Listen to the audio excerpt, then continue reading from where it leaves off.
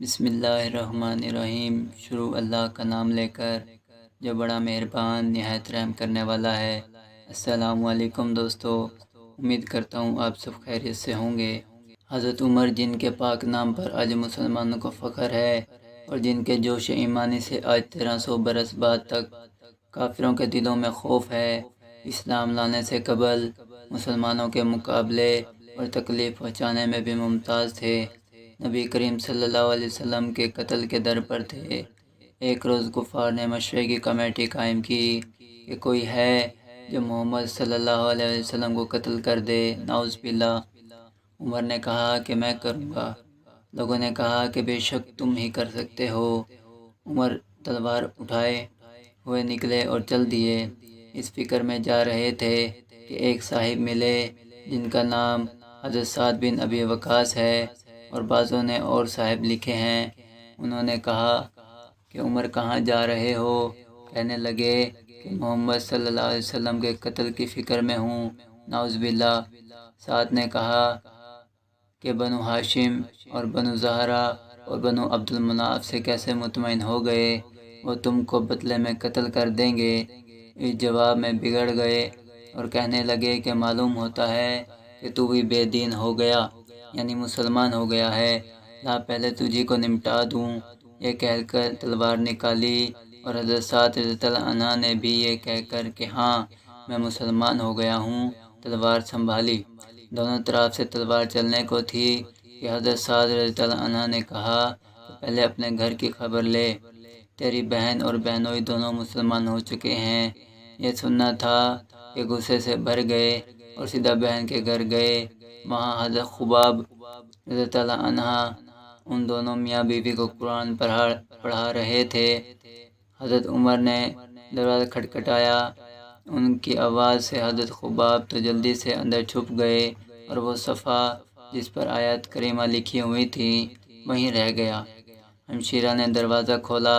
حضرت عمر کے ہاتھ میں کوئی چیز تھی جس کو بہن کے سر پر دے مارا، جس سے سر سے خون بہنے لگا، اور کہا کہ اپنی جان کی دشمن تو بھی بے دین ہو گئی، یعنی مسلمان ہو گئی ہے۔ اس کے بعد گھر میں آئے اور پوچھا کہ کیا کر رہے تھے اور یہ آواز کس کی تھی؟ بہنوئی نے کہا کہ بات چیت کر رہے تھے۔ کہنے لگے کیا تم نے اپنے دین کو چھوڑ کر دوسرا دین اختیار کر لیا؟ بہنوئی نے کہا اگر دوسرا دین حق ہے تو تب۔ یہ سننا تھا کہ ان کی داڑھی پکڑ کر کھینچی اور بے تحاشا ٹوٹ پڑی اور زمین پر گرا کر خوب مارا۔ بہن نے چھڑوانے کی کوشش کی تو ان کے منہ پر ایک تماچا اس زور سے مارا کہ خون نکل آیا۔ وہ بھی آخر عمر ہی کی بہن تھی۔ کہنے لگی کہ عمر، ہم کو اس وجہ سے مارا جاتا ہے کہ ہم مسلمان ہو گئے۔ بے شک ہم مسلمان ہو گئے تو تجھ سے جو ہو سکے تو کر لے۔